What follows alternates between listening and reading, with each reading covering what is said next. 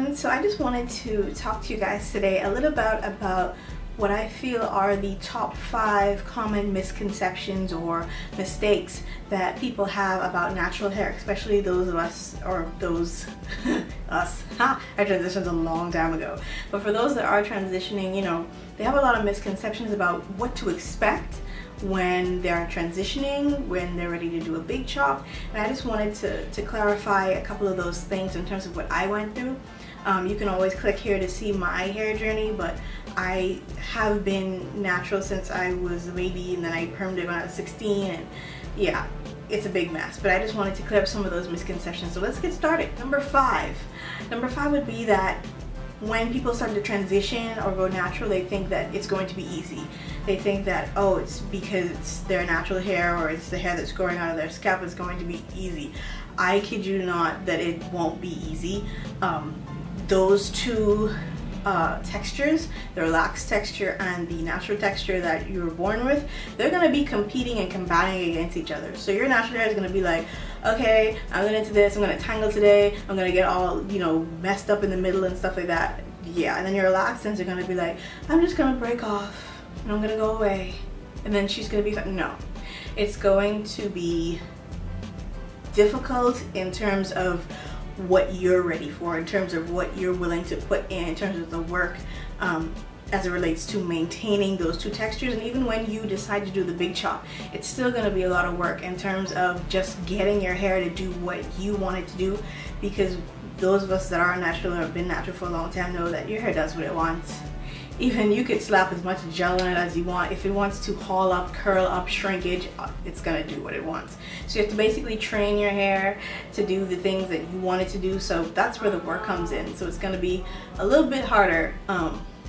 So number four would be using too many products, and I am guilty of this as well. I have been a product junkie for a very long time, and it's only because I was trying to figure out what my hair wanted, but then at the same time when something new came out, I would jump on that bandwagon.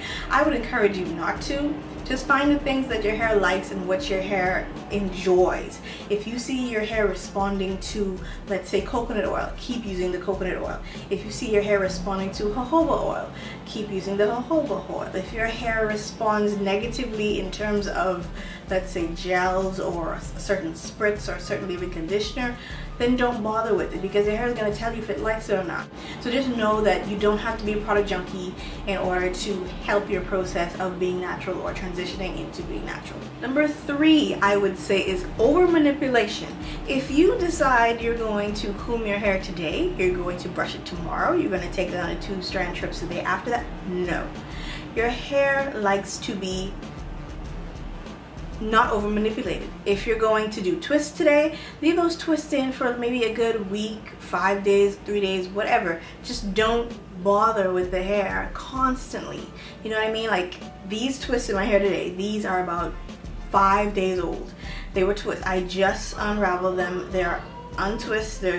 They were 2-strand twists. I untwisted them, and now I just have them in a style. I'm not doing anything, I'm not manipulating it, and it's gonna stay this way for another maybe 2-3 days until wash day. So remember that over manipulation too can cause frizz, it can cause breakage, it stresses out your hair.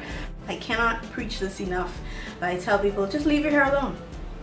And people always ask me, what do you do to your hair? Leave it alone. Just don't touch it.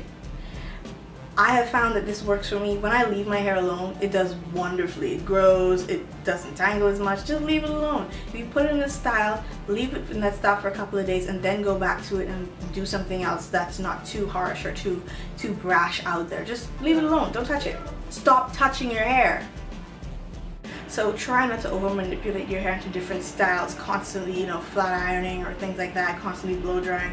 Just leave your hair's natural texture alone and you will see great results. Number 2, I would say in my, you know, top 5 natural mistakes is that people don't moisturize as they should. They feel as though if they put some grease or oil on their hair just on wash day, that it's fine. You have to, if your hair likes moisture, you have to constantly, I can say that for natural hair. Natural hair loves moisture. So constantly moisturize your hair. before bed, what I do is I take some of my shea butter mixture, I smooth that down the length of my hair. That's the moisturizing. Then I seal it with whatever oil that I have. In the morning times, I just take a spritz bottle full of water. I just spritz my hair.